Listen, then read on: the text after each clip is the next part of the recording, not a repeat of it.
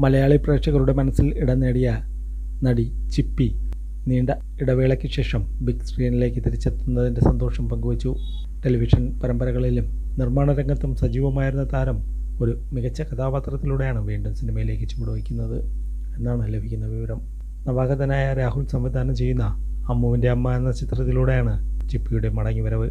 ചിത്രത്തിൽ കേന്ദ്ര കഥാപാത്രമായ അമ്മയുടെ വേഷമാണ് താരം കൈകാര്യം ചെയ്യുന്നത്. സിനിമയുടെ ക്യാമറയ്ക്ക് മുന്നിൽ വീണ്ടും നിൽക്കാൻ കഴിഞ്ഞത് വലിയൊരു ഭാഗ്യമായി കരുതുന്നു.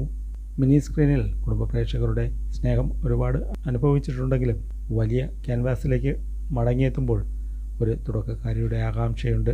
എന്നെ സ്നേഹിക്കുന്ന പ്രേക്ഷകർ ഈ കഥാപാത്രത്തെയും സ്വീകരിക്കുമെന്ന് കരുതുന്നു. മലയാള സിനിമയിൽ 90കളിൽ സൂപ്പർ ഹിറ്റ് ചിത്രങ്ങളുടെ ഭാഗമായിരുന്ന വിവാഹശേഷമാണ് സിനിമകളിൽ നിന്ന് താൽക്കാലികമായി വിട്ടുനിന്നത്.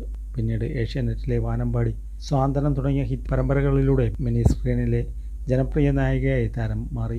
കുടുംബ പശ്ചാത്തലത്തിൽ ഒരുങ്ങുന്ന അമ്മുവിൻ്റെ അമ്മ എന്ന ചിത്രത്തിൻ്റെ ഷൂട്ടിംഗ് തിരുവനന്തപുരത്തും പരിസര പ്രദേശങ്ങളിലുമായി പുരോഗമിക്കുകയാണ്.